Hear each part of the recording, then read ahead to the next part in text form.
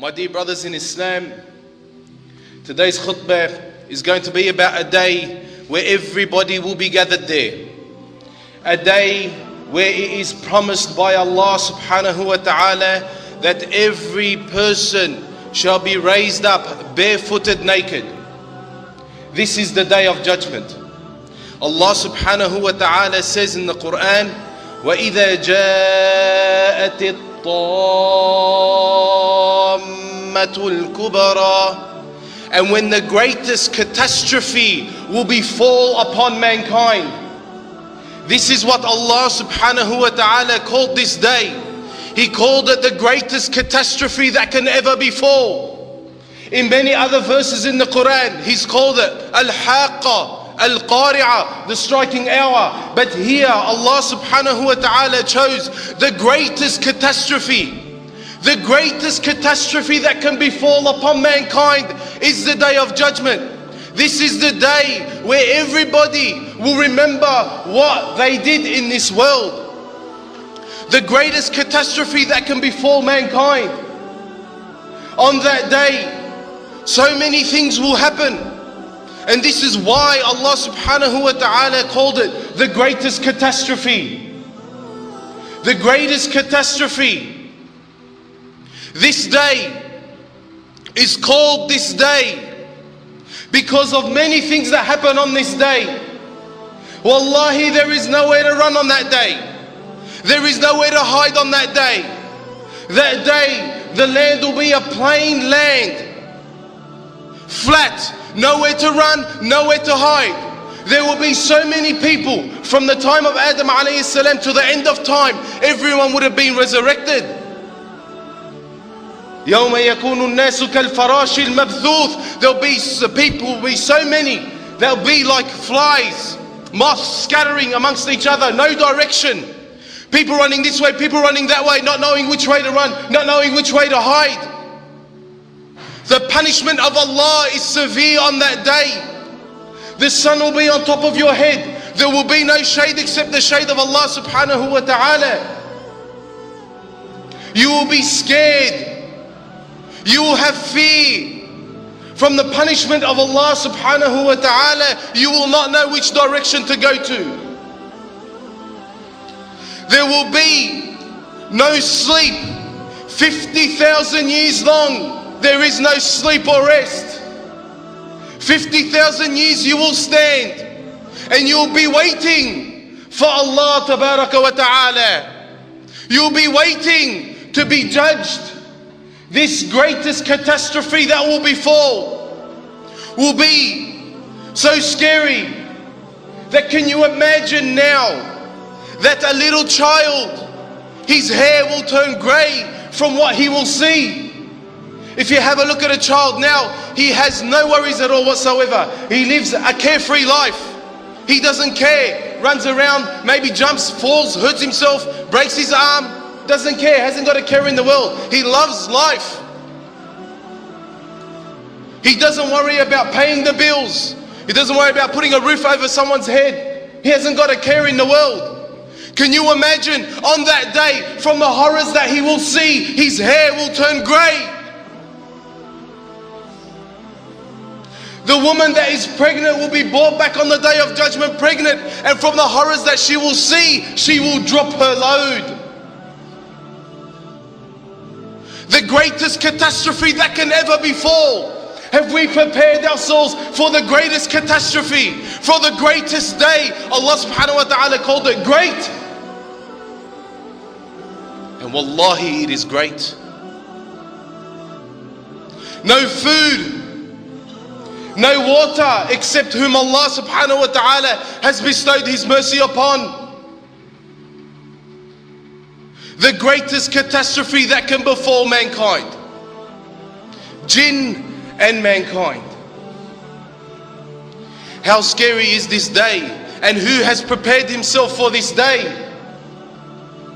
The greatest catastrophe. Then Allah subhanahu wa ta'ala says, يَوْمَ يَتَذَكَّرُ الْإِنسَانُ مَا سَعَى. When you're seeing all of these horrors in front of you and you will witness it, Everybody will witness the horrors on the day of judgment. You will witness it, and on that day you will say, it will be said, يَوْمَ يَتَذَكَّرُ الْإِنسَانُ مَا سَعَى, and that you will remember every single thing that you've done in this world. Every little thing and every big thing. Allah subhanahu wa ta'ala says, وَمَنْ يَعْمَلْ مِثْقَالَ ذَرَّةٍ خَيْرًا يَرَهُ. Whoever does Adam's way of good will see it on that day. وَمَنْ يَعْمَلْ مِثْقَالَ ذَرَّةٍ شَرًّا يَرَهُ. And whoever does Adam's way of evil will see it on that day. Well, you, my dear brothers in Islam, you will also see, or you will also remember every single thing that you've done, from small to big. Remember, I stole such and such. Oh no, I remember I done this. Remember I done that. Remember I looked at this. Remember I stole that. Remember I didn't give the person that back. Remember this. Remember that. Remember. And you remember while you are still alive. Remember what you're going to remember on the greatest catastrophe. On a day that nothing will be left. Every small and big thing will be brought forth. And either you will be granted by the mercy of Allah into paradise, or you will be from the other people. We seek refuge with Allah from being from those other people. You will remember everything. Everything. And I mean everything. You forget in this world. I done such and such, I done this, I done that, I done this, I done that. But with time you forget. But with the horrors that you will see on that day, you won't forget. You will remember and you will think, is Allah subhanahu wa ta'ala going to forgive me for that? Or is He not? يَوْمَ يَتَذَكَّرُ الْإِنسَانُ مَا سَعَى وَبُرِّزَتِ الْجَحِيمُ لِمَنْ يَرَى. Allahu Akbar. Jahannam will be brought forth. وَجِيءَ يَوْمَئِذٍ بِجَهَنَّمٍ. Jahannam will be brought forth onto the day of judgment. Wallahi, it will be brought forth on the day of judgment. How would it be brought forth? 70,000 chains. And on each end of the chain, on each chain, 70,000 angels dragging it to the day of judgment. وَجِيءَ يَوْمَئِذٍ بِجَهَنَّمٍ. Jahannam will be brought forth, and everybody will witness Jahannam, and you will remember everything that you've done in your past, and the punishment of hell is in front of you. The punishment of hell is in front of you, and you're remembering everything that you've done in your past. How are you going to be? How are you going to stand? How are you going to feel when you see Jahannam brought forth on the day of judgment and you can witness it? Jahannam, blazing fire. If the most extravagant person that ever lived on this world will be put into hellfire, he'll be dipped in it and taken back out, and he will say that I never seen any pleasures ever in my life, just one dip. Can you imagine witnessing it with your own eyes and seeing it and contemplating and thinking, maybe Allah subhanahu wa ta'ala might cast me into the hellfire with those who get thrown into hellfire with the things which I have committed. وَجِيءَ يَوْمَئِذٍ بِجَهَنَّمٍ. What a scary day this will be. The greatest catastrophe. The greatest catastrophe that can befall ever.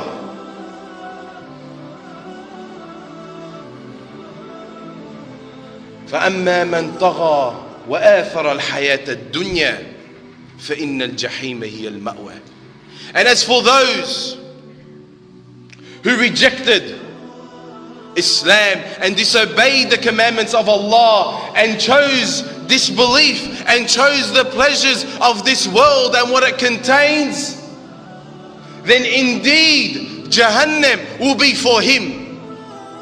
It will be for him because he desired the lust and the love, and he followed his lust and love of this world. and disbelieved in the oneness of Allah subhanahu wa ta'ala, and this will be his abode place.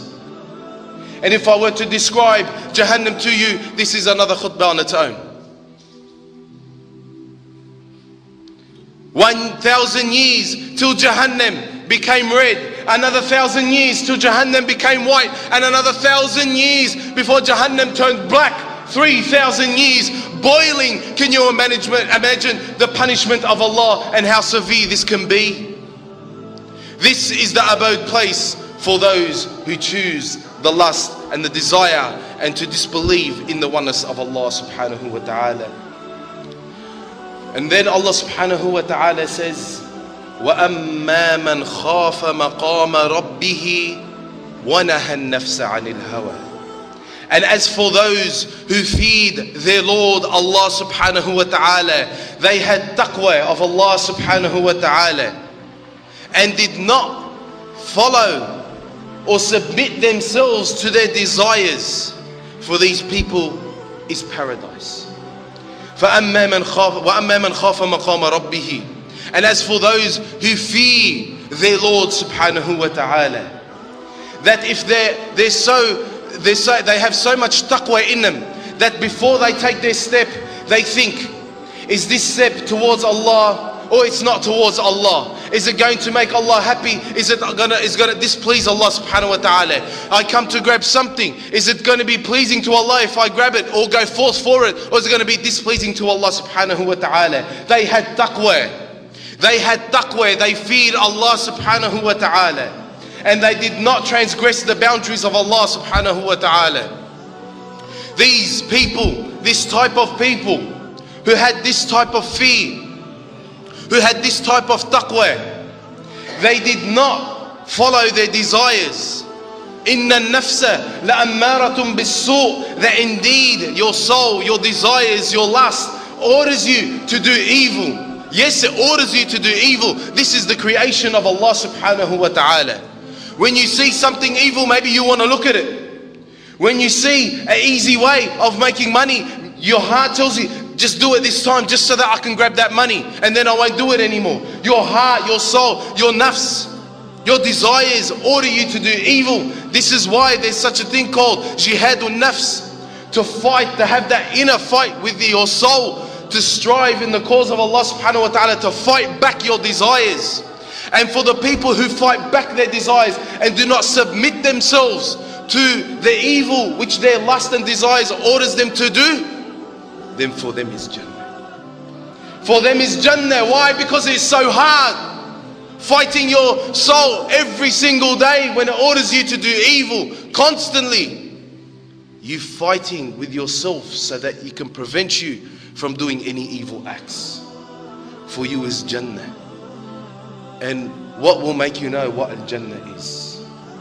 In the lengthy hadith, the Prophet ﷺ said in part of this hadith, and then the two angels rose me up, and then they went up to a higher place than what they were before. And then they said, look up. And the Prophet ﷺ looked up, and he said, this is your house in paradise. This is your palace in paradise. So the Prophet ﷺ looked at it and he could not believe his eyes. And this is a man who did not desire this world, and he did jihadun nafs and didn't want anything from this life except to please Allah subhanahu wa ta'ala. This was a man who didn't have no desires at all for this world. He took one glance at this castle, at this mansion, and he said, allow me to enter it. Allow me to enter it. And the two angels said, not yet. Not yet. Can you imagine Jannah? A man who didn't desire this world, what took one look at the castle and wished that he could be in it. In Jannah, there is what no eye has ever seen, no ear has ever heard of, and nothing that has ever came to mankind. No one ever thought of anything that could be in there. Nothing that your brain can comprehend or your imagine could ever think of. This is Al-Jannah. Al-Jannah which is promised for the ones who have taqwa. And we ask Allah subhanahu wa ta'ala that we are from them.